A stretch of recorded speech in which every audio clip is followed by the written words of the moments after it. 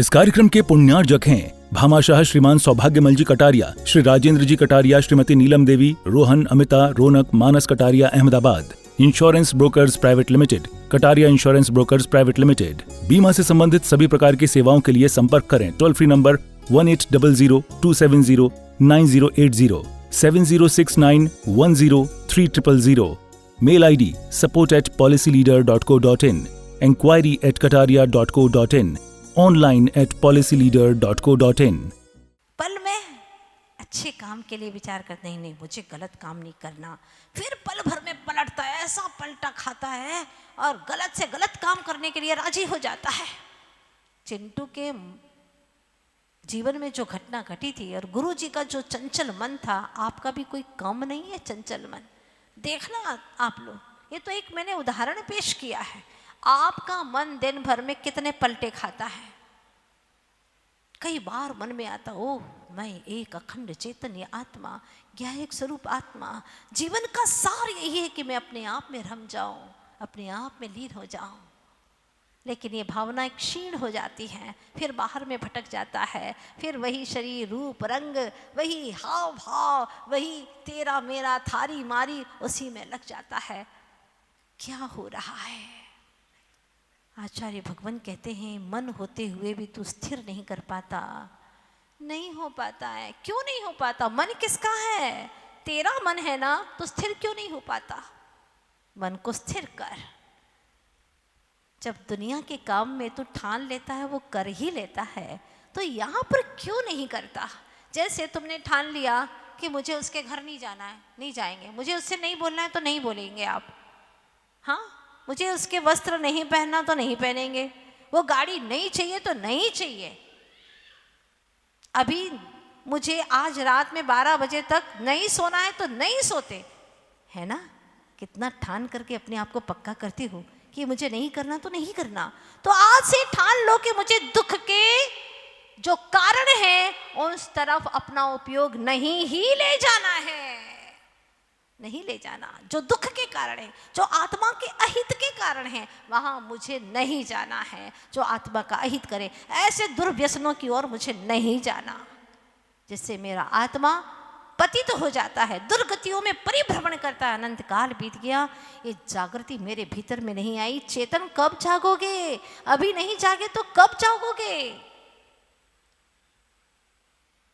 संत पुकारते हैं, प्रभु की वाणी पुकारती है, सोए अनादि से हो, सोगे और कब तक, शिव पथ की ओर चल दो, दुखड़े सहोगे कब तक।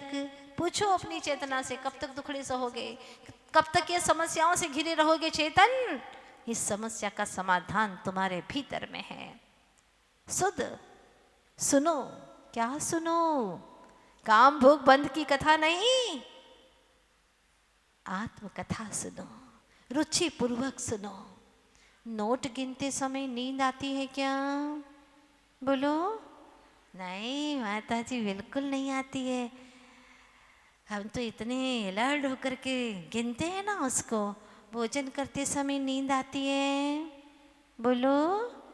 ज़्यादा दूरी नहीं है, एक ही अंगुली की दूरी है, यहीं जाता है ना, यहाँ तो नहीं घुसता।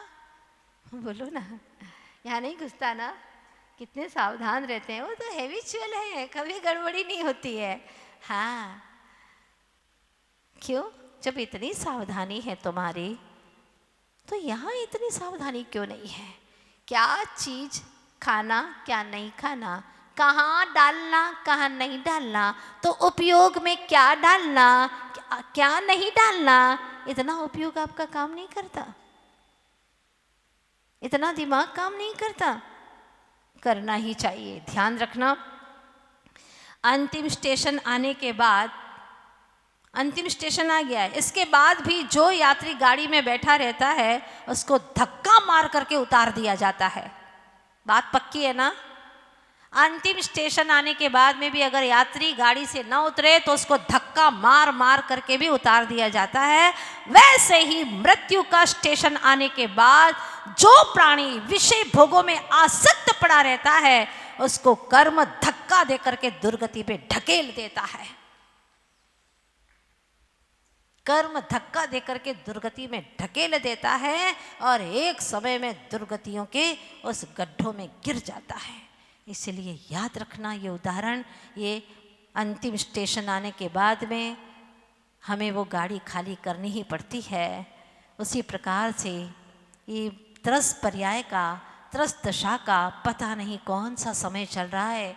साधिक 2000 सागर का काल मिलता है। अगर उसमें ये हमारा अंतिम चल रहा और हमने उत्थान न किया, अपना अंतिम क्षण चल रहे हो और अपने परिणाम को पवित्र नहीं किया तो चेतन अनंत काल संसार में भटक जाएगा, भटकता रहेगा। क्या करेगा फिर तू? कौन आएगा तुझे बचाने के लिए? समर्पित हो जा। कहते हैं ना कि पटरी के प्रति जो समर्पित रह करके चलने वाली ट्रेन होती है ना, जो बिल्कुल पटरी के अनुसार चलती है, बिल्कुल इधर उधर नहीं, पटरी के अनुसार ही समर्पित होकर के चलने वाली ट्रेन कभी लेट जरूर हो सकती है पर गुम कभी नहीं हो सकती, ध्यान रखना। किंतु किसी भी रास्ते पर किसी भी प्रकार से चलने वाली ट्रक कहीं पर भी गुम हो सकती है, ध्यान रखना, क्योंकि वह उसके प्रति समर्पित नहीं है। आचार्य भगवान कहते हैं तुम भी परमात्मा के प्रति, प्रभु की वाणी के प्रति, जो गुरु तुम्हारा हित चाहते हैं, तुम्हें भगवान बनाना चाहते हैं, तुम्हें भगवत स्वरूप देखना चाहते हैं, उनके प्रति समर्पित क्यों नहीं होते हो? दुनिया के प्रति समर्पित हो, उनके लिए सारा मौलिक समय गंवा देते हो तुम। कहाँ ले जाएंगे? पत्नी चाहती है मेरा पति ही बना रहे और कुछ नहीं, आगे बढ़ाना नहीं चाहती। पुत्र चाहता है मेरा पिता बना रहे, सारे रिश्ते नाते अपने रिश्ते नाते तक बनाए रखना चाहते हैं। लेकिन एक गुरु ऐसा है जो ये चाहता है कि ये भगवान बन जाए, भगवान बन जाए।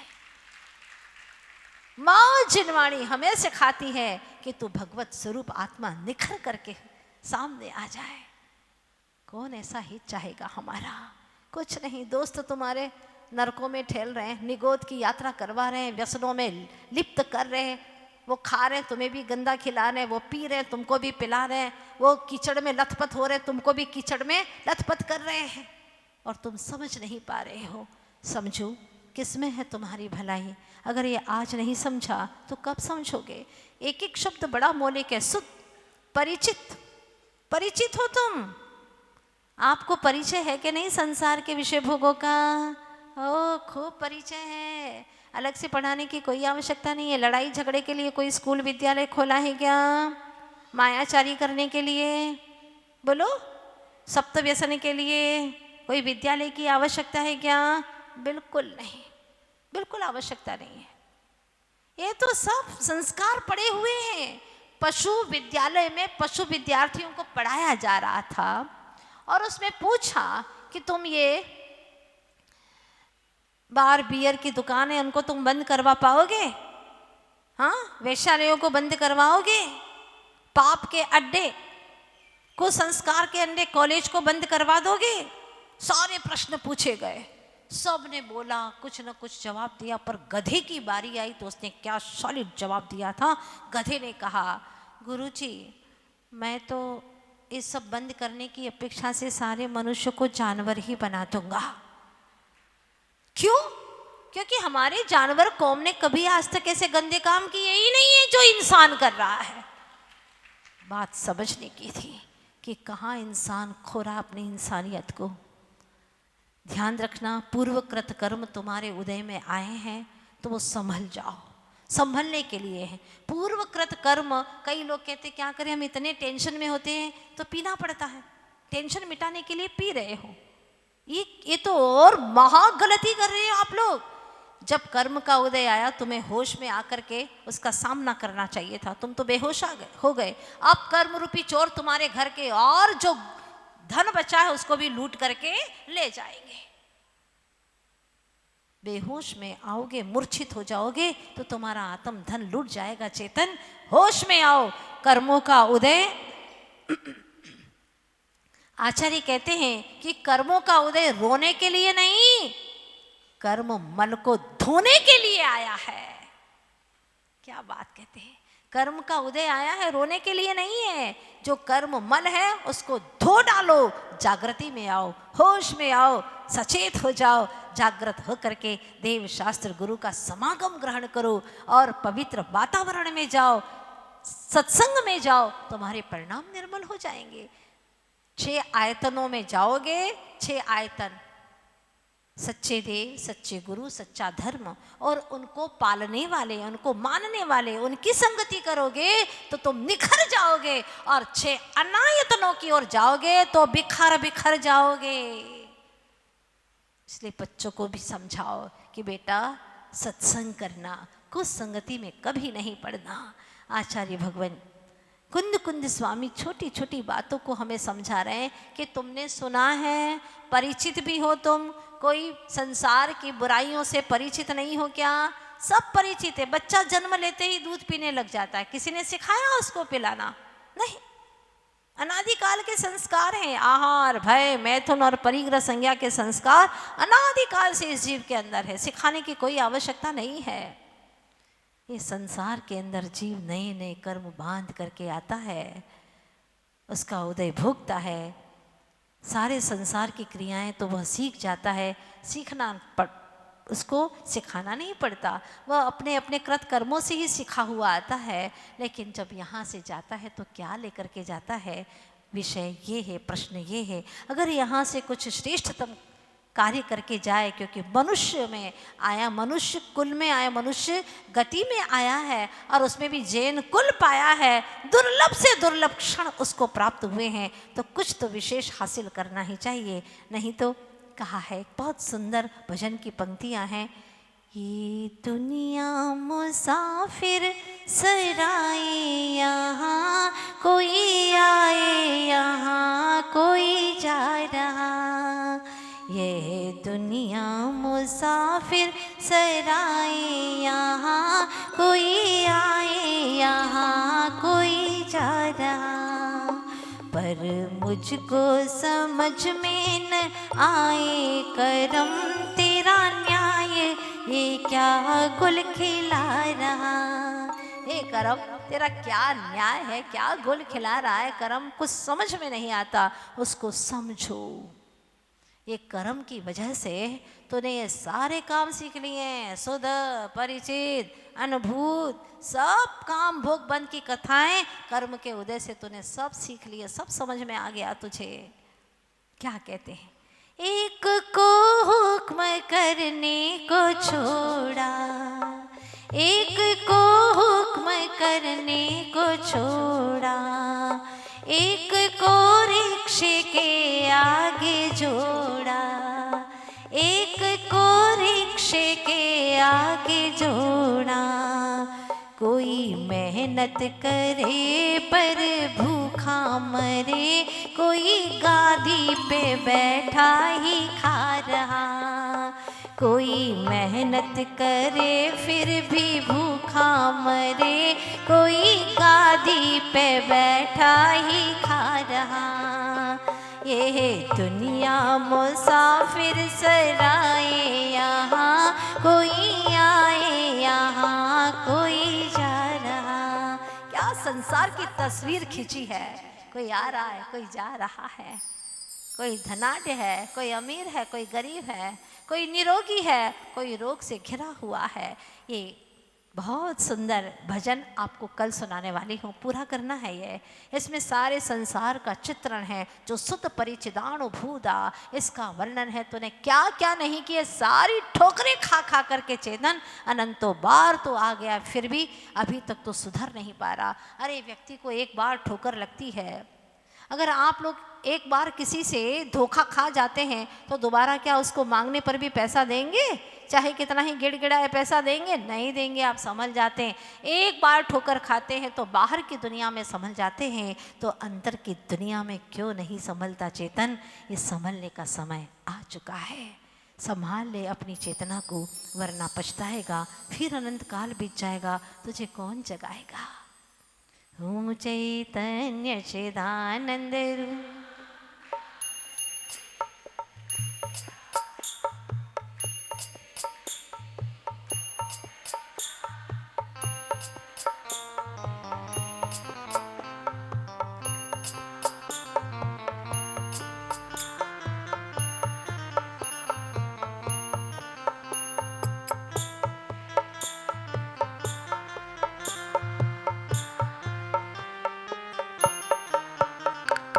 विषय कषाय दुख की खान,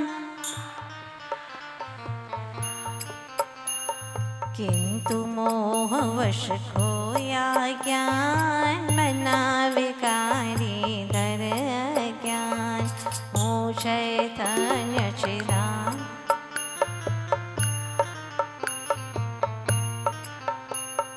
पर को निज का करता जान, किया नहीं निज का कल्याण, रहते नित व्याकुल परिणाम। Bhamashah Shriman Saubhagyamal ji Kataria, Shri Rajendra ji Kataria, Shrimati Neelam Devi, Rohan, Amita, Raunak, Manas Kataria, Ahmedabad. Insurance brokers private limited, Kataria insurance brokers private limited. बीमा से संबंधित सभी प्रकार की सेवाओं के लिए संपर्क करें। Toll free number 1800-270-9080, 7069103000। Mail ID support@policyleader.co.in, enquiry@kataria.co.in, online@policyleader.co.in।